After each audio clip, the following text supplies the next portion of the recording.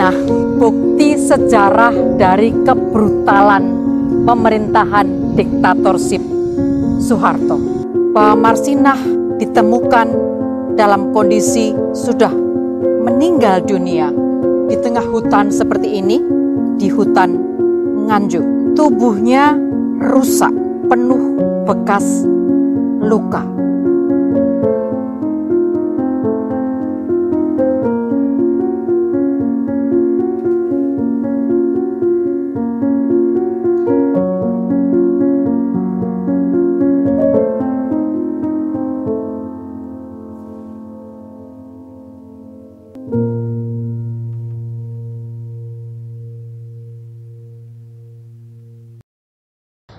Absennya Marsinah dari masuk kerja selama 3 hari berturut-turut di pabrik arloji tempat mereka bekerja membuat rekan-rekan sesama buruh kemudian merasa gusar. Awalnya mereka menduga bahwa Marsinah pulang kampung ke kampung halamannya di Nganjuk.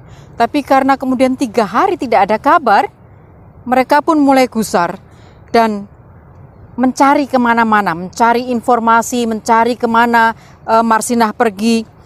Karena seperti saya sampaikan di depan tadi, Marsinah sempat menyusul rekan-rekannya ke Kodim gitu, yang meminta agar rekan-rekannya dibebaskan dari Kodim ketika mereka ditangkap oleh militer.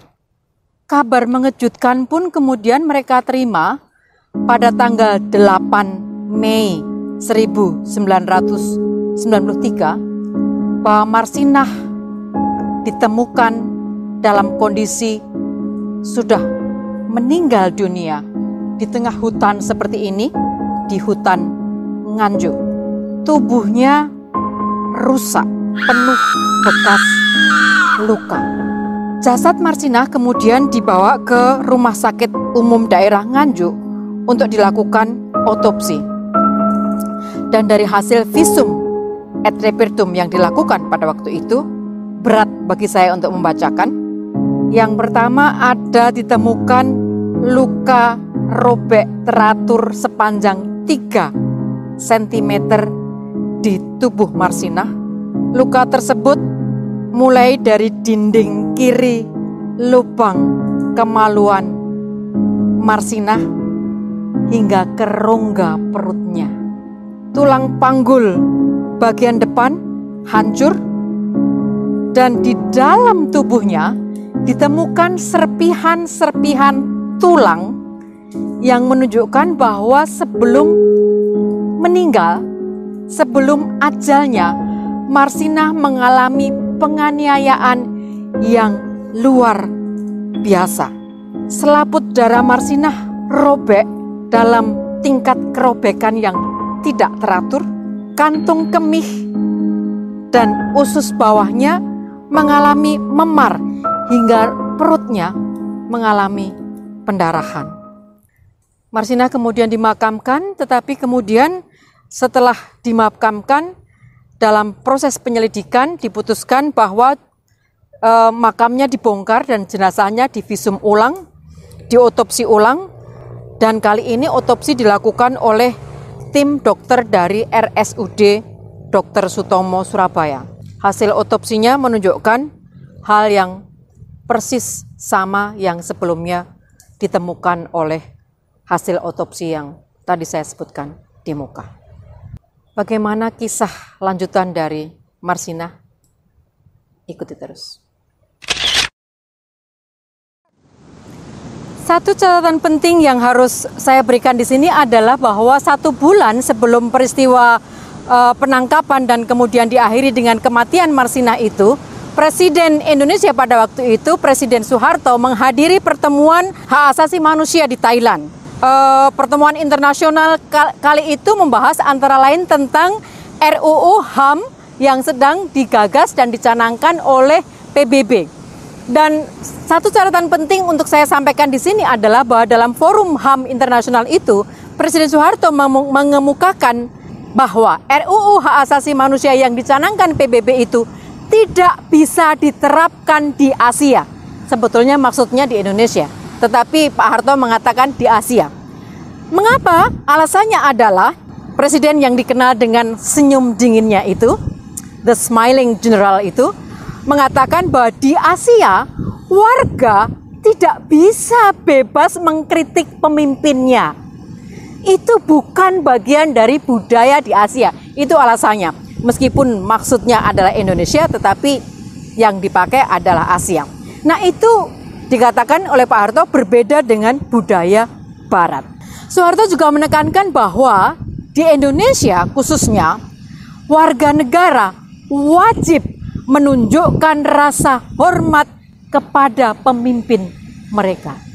Sebagaimana, ini sangat Soeharto, saya ulangi, ini sangat Soeharto. Sebagaimana anggota keluarga harus hormat kepada orang tuanya di keluarga masing-masing.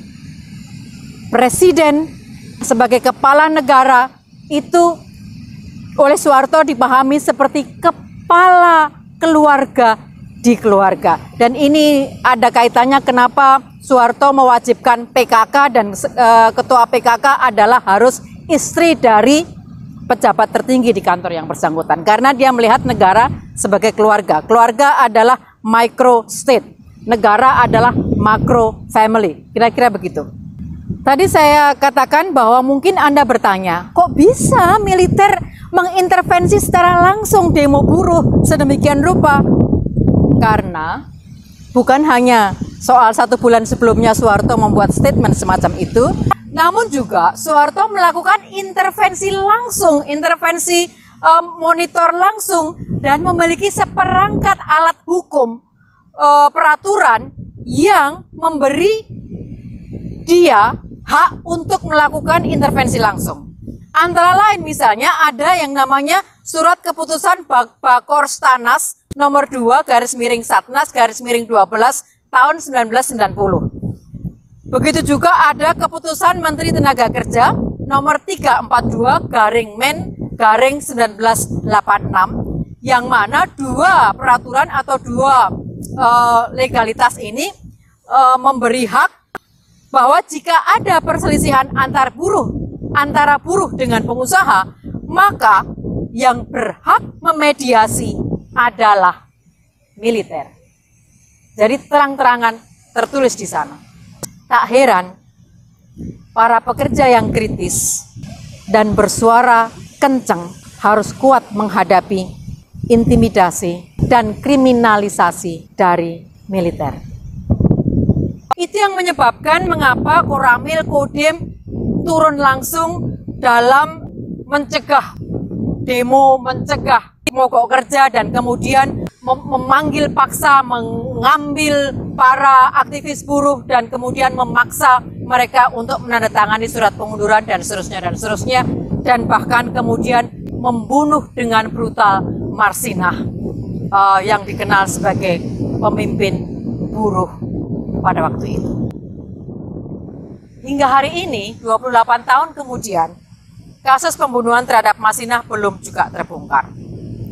Hasil penyelidikan polisi menyebutkan Suprapto, posisinya waktu itu adalah pekerja di bagian kontrol CPS, itu diceritakan, sekali lagi diceritakan, menjemput Marsinah dengan motornya di dekat rumah kos Marsinah. Kemudian dia dibawa ke pabrik, lalu dibawa lagi dengan Suzuki Carry putih ke rumah Yudi Susanto di Jalan Puspita. Yudi Susanto ini salah satu manajemen. Kemudian 3 hari Marsinah disekap di situ, dan kemudian Suwono yang adalah satpam dari CPS mengeksekusinya. Nah, dari penyelidikan, aparat kemudian mencokok 8 orang petinggi CPS yang kelak kemudian hari penangkapan ini dinilai menyalahi proses hukum karena beberapa alasan, antara lain karena penangkapan dilakukan tanpa surat penangkapan. 8 orang ini disiksa dan dipaksa untuk mengakui bahwa mereka lah yang membuat skenario pembunuhan Marsinah dan sekaligus mengeksekusi pembunuhannya. Setelah 18 hari petinggi CPS kemudian diketahui sudah mendekam di Polda Jatim. Yudi Susanto kemudian divonis 17 tahun penjara, sementara staf-stafnya yang lain divonis 4-12 tahun penjara. Mereka melakukan banding dan kemudian saat banding di pengadilan tinggi, Yudi dinyatakan bebas. Di tingkat kasasi, Mahkamah Agung membebaskan semua terdakwa dari segala dakwaan dengan putusan bebas murni. Kalau demikian, Anda bertanya, jadi siapa yang membunuh Marsinah dengan brutalnya? 28 tahun berlalu hingga hari ini. Sayangnya kasus Marsinah masih gelap. Setiap hari buruh, setiap tahun, saya tahu teman-teman buruh selalu mencoba agar kasus yang dikenal di ILO sebagai kasus 1773 ini untuk dibuka dan dilanjutkan penyelidikannya. Tapi sampai hari ini tidak ada kejelasan. Sebagai penutup, Marsinah memang kemudian memperoleh penghargaan Yap Thiam Hien pada tahun yang sama, yaitu penghargaan hak asasi manusia. Dan ILO mencatatnya sebagai kasus penting, dicatat sebagai kasus 1773. Tetapi apalah artinya penghargaan Yap Thiam Hien ketika kasusnya masih belum memperoleh keadilan? Keluarga Marsinah tidak henti-hentinya mendesak agar kasus Marsinah itu diungkap sampai tuntas. Tapi 28 tahun kemudian hari ini masih belum ada titik terang.